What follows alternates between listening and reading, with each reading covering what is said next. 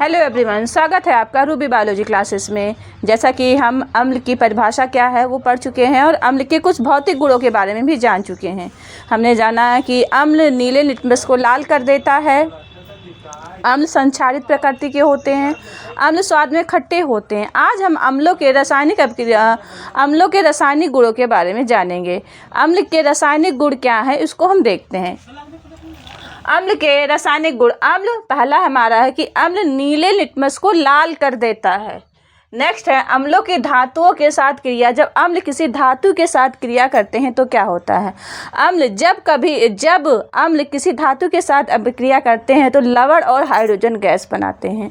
जब अम्ल किसी भी धातु के साथ क्रिया करते हैं तो लवण और हाइड्रोजन गैस बनाते हैं। चलिए हम इसको एग्जाम्पल के साथ समझते हैं। सोडियम ने जब सल्फ्यूरिक अम्ल के साथ अपक्रिया किया, ये हमारा क्या है Na2Na क्या है सोडियम जब किसके साथ अपक्रिया करता है, सल्फ्यूरिक अम्ल के साथ। जब सोडियम सल्फ्यूरिक अम्ल के साथ अपक्रिया करता है तो क्या बनाता है, सोडियम सल्फेट। ये सोडियम सल्फेट क्या है, लवण है। क्या है, सोडियम सल्फेट लवण और हाइड्रोजन गैस निकलती है। जो ऊपर की तरफ तीर निकली हुई है क्या है, जो ऊपर की तरफ एरो यानी कि हाइड्रोजन गैस बन रही है, निकल रही है। और यानी कि जब अम्ल धातु के साथ अपक्रिया करता है तो लवण और हाइड्रोजन गैस बनाता है। जैसे कि सोडियम ने जब सल्फ्यूरिक अम्ल के साथ अपक्रिया किया तो सोडियम सल्फेट बनाया और हाइड्रोजन गैस उसमें निकलती है। नेक्स्ट है मैग्नीशियम जब सल्फ्यूरिक अम्ल के साथ अपक्रिया करता है, मैग्नीशियम जब सल्फ्यूरिक अम्ल के साथ अपक्रिया करता है तो क्या बनाता है, मैग्नीशियम सल्फेट और हाइड्रोजन गैस। क्या बनाता है, मैग्नीशियम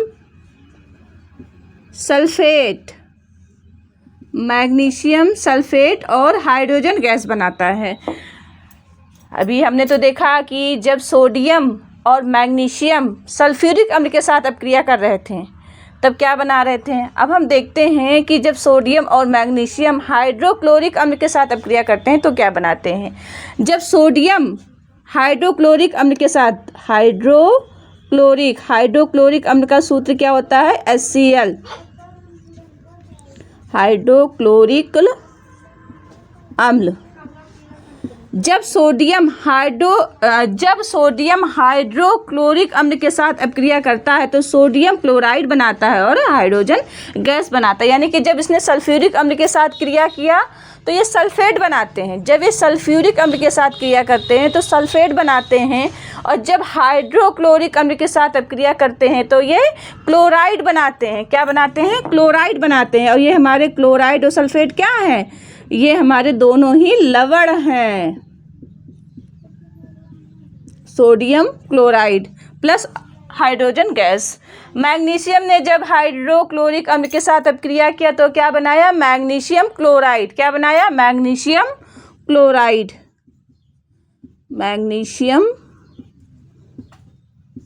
क्लोराइड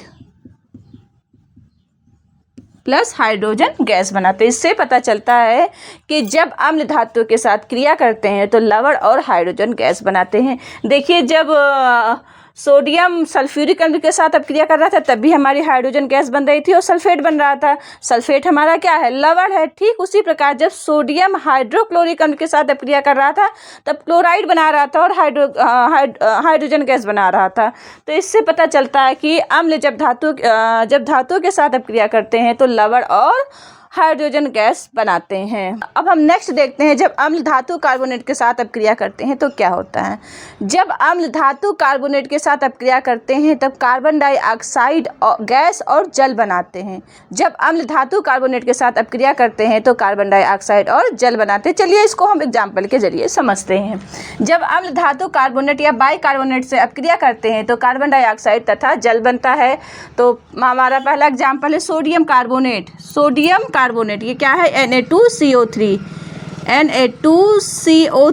किसका सूत्र है, sodium carbonate. Sodium carbonate hydrochloric अम्ल के साथ अपक्रिया करता है तब सोडियम क्लोराइड बनाता है प्लस कार्बन डाइऑक्साइड बनाता है और जल बनता है। अर्थात जब सोडियम कार्बोनेट जब अम्ल धातु कार्बोनेट के साथ अपक्रिया करते हैं तो हमने पढ़ा कि कार्बन डाइऑक्साइड गैस बनेगी और जल बनता है। तो जो सोडियम कार्बोनेट हाइड्रोक्लोरिक अम्ल के साथ अपक्रिया कराया गया तब क्या बना, sodium chloride plus carbon dioxide और जल बना। कार्बन डाइऑक्साइड जो ऊपर एरो लगा है इसका मतलब बनने वाला पदार्थ क्या है, गैस है। जब sodium bicarbonate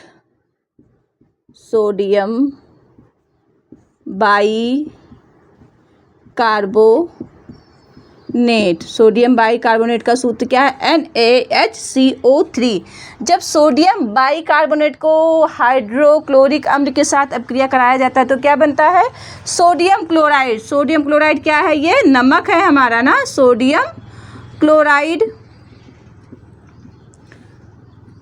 plus carbon dioxide gas बनी और जल बनता है। अर्थात इसमें भी हमारा जब अम्ल कार्बोनेट और बाइकार्बोनेट के साथ अपक्रिया करता है तो क्या बनाता है, कार्बन डाइऑक्साइड और जल बनाता है। तो दोनों में हमारा देखो कार्बन डाइऑक्साइड और जल बन रहा है। फिर नेक्स्ट है कैल्शियम कार्बोनेट, क्या है ये, कैल्शियम CaCO3 कैल्शियम कार्बोनेट का सूत्र क्या है, CaCO3।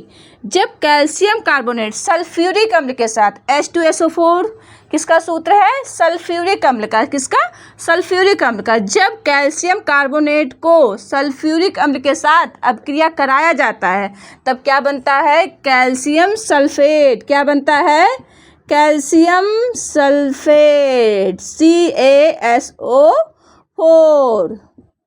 कैल्शियम सल्फेट का सूत्र क्या है, CaSO4।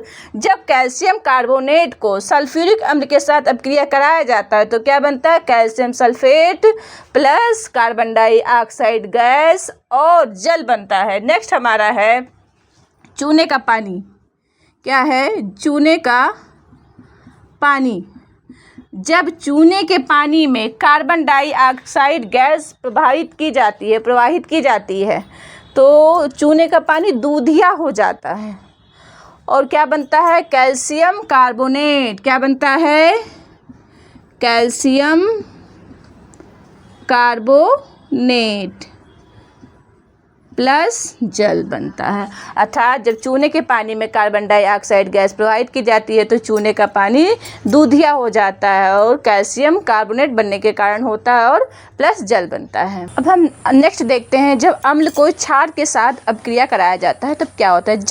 जब अम्ल और क्षार को आपस में अपक्रिया कराया जाता है तो बनने वाला पदार्थ हमारा क्या बनता है, हमारा बनने वाला पदार्थ लवण तथा जल बनता है। इस अभिक्रिया को उदासीनीकरण अभिक्रिया कहते हैं। क्यों, क्योंकि लवण का भी pH मान 7 होता है और जल का भी pH मान हमारा 7 होता है। तो जिस पदार्थ का pH मान 7 होता है वो पदार्थ कैसा होता है, उदासीन होता है। अर्थात जब अम्ल और क्षार को आपस में अभिक्रिया कराया जाता है तो लवण और जल बनता है। इस अभिक्रिया को उदासीनी अभिक्रिया कहते हैं, उदासीनीकरण अभिक्रिया कहते हैं। जब किसी अम्ल और क्षार को आपस में अभिक्रिया कराया जाता है तो लवण तथा जल बनता है और इस अभिक्रिया को उदासीनीकरण अभिक्रिया कहते हैं। चलिए इसको एग्जाम्पल के जरिए समझते हैं। देखो, जब हाइड्रोक्लोरिक अम्ल को सोडियम हाइड्रोक्साइड के साथ, हाइड्रोक्लोरिक अम्ल HCl हमारा हाइड्रोक्लोरिक अम्ल हो गया, NOH क्या है, ये सोडियम हाइड्रोक्साइड है, क्या है, सोडियम हाइड्रोक्साइड। जब हाइड्रोक्लोरिक अम्ल को सोडियम हाइड्रोक्साइड के साथ अपक्रिया कराया जाता है, ये हमारा अम्ल है, क्या है, HCl क्या है, अम्ल है, और NaOH क्या है, सोडियम हाइड्रोक्साइड क्या है, ये हमारा क्षार है। जब अम्ल और क्षार आपस में अपक्रिया कराया गया तो क्या बना, सोडियम क्लोराइड क्या है, ये सोडियम क्लोराइड हमारा लवण है, नमक है ना, नमक हमारा लवण है प्लस जल बनता है। फिर नेक्स्ट है नाइट्रिक अम्ल का सूत्र क्या है, HNO3, ये क्या है, नाइट्रिक अम्ल। जब नाइट्रिक अम्ल को अमोनियम हाइड्रोक्साइड के साथ अभिक्रिया कराया जाता है। NH4OH किसका सूत्र है? NH4OH। ये ammonium hydroxide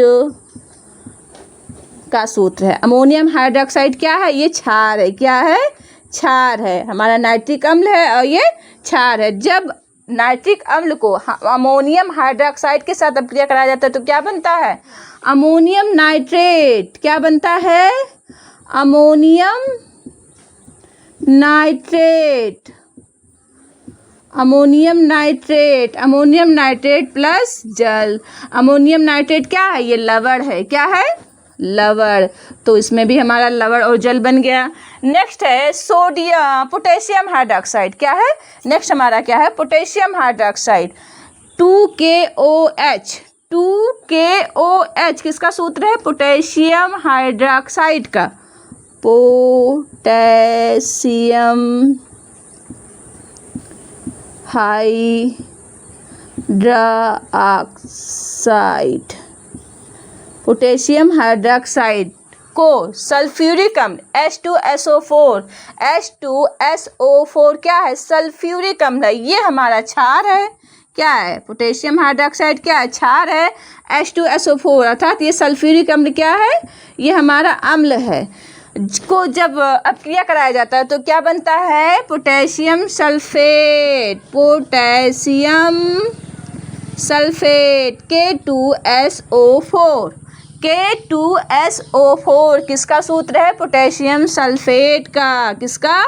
potassium sulphate plus क्या बनता है? जल बनता है। तो जब अम्ल और क्षार को आपस में अभिक्रिया कराया जाता है तो बनने वाला पदार्थ लवण तथा जल बनता है और इस अभिक्रिया को उदासीनीकरण अभिक्रिया कहते हैं। तो हमने इन एग्जाम्पलों की सहायता से देखा। ठीक इसी तरह जब हमारे पेट में गैस बनती है, एसिड बन जाती है, हमारे जो क्या नाम है, आमाशय में जो HCl गैस का स्रावण होता है बहुत ही प्रबल अम्ल होता है। जब इसका उत्सर्जन ज़्यादा हो जाता है तो बहुत हमारे पेटों में जलन होने लगती है गैस के कारण। तब जो गैस की एसिड की जो दवा खाते हैं वो क्षार होता है, वो हमारे पेट में जाता है, दोनों को उदासीन कर देता है। इससे हमको आराम मिल जाता है। अब हम नेक्स्ट देखते हैं अम्ल को जब धात्विक ऑक्साइडों के साथ अभिक्रिया कराया जाता है क्या होता है। जब किसी अम्ल को धात्विक ऑक्साइडों के साथ अभिक्रिया कराया जाता है तो उस धातु संगत का लवण बनता है प्लस जल बनता है। जब किसी अम्ल को धात्विक ऑक्साइडों के साथ अभिक्रिया कराया जाता है तो उसके संगत का लवण बनता है प्लस जल बनता है। चलिए इसको हम एग्जाम्पल से और अच्छी तरीके से समझते हैं। जब जिंक ऑक्साइड को हाइड्रोक्लोरिक अम्ल के साथ अभिक्रिया कराया गया, ZNO क्या है? जिंक ऑक्साइड है। जब जिंक ऑक्साइड को हाइड्रोक्लोरिक अम्ल के साथ अभिक्रिया कराया गया तो क्या बना? जिंक क्लोराइड प्लस जल बना। क्या बना? ये देखो, ये धातु संगत का लवण हो गया, जिंक क्लोराइड और प्लस जल बना। ये क्या है हमारा? Zinc chloride. फिर जब नेक्स्ट हमारा एग्जांपल है कॉपर ऑक्साइड। जब कॉपर ऑक्साइड को CuO क्या है? ये कॉपर ऑक्साइड। जब कॉपर ऑक्साइड को सल्फ्यूरिक अम्ल के साथ अभिक्रिया कराया जाता है, H2SO4 क्या है? सल्फ्यूरिक अम्ल है। जब कॉपर ऑक्साइड को सल्फ्यूरिक अम्ल के साथ अभिक्रिया कराया जाता है तो क्या बनता है? Copper sulphate. क्या बनता है? Copper sulphate. ये कॉपर सल्फेट क्या है? ये धातु संगत का लवण है। सल्फेट भी हमारा लवण है, क्लोराइड भी हमारा लवण है। तो ये जिंक क्लोराइड यहाँ बना तो ये धातु जिंक की संगत का लवण बन गया। यहाँ कॉपर सल्फेट बना तो ये कॉपर संगत का लवण बन गया प्लस जल बन गया। नेक्स्ट हमारा क्या है? Sodium oxide. जब सोडियम ऑक्साइड को नाइट्रिक अम्ल के साथ अभिक्रिया कराया गया, ये क्या है? Na2O। क्या है ये? Sodium oxide. और 2HNO3 क्या है? हमारा नाइट्रिक अम्ल है। क्या है? नाइट्रिक अम्ल। जब सोडियम ऑक्साइड को नाइट्रिक अम्ल के साथ अभिक्रिया कराया गया तो क्या बना?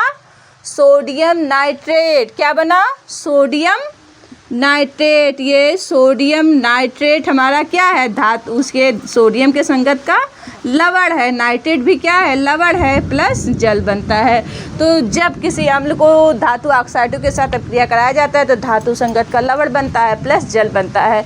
तो आपको अम्ल के रासायनिक गुण कैसे लगे, समझ में आया, हमारी वीडियो कैसी लगी, इसके लिए लाइक करें, कमेंट करें और सब्सक्राइब करें। बहुत बहुत धन्यवाद।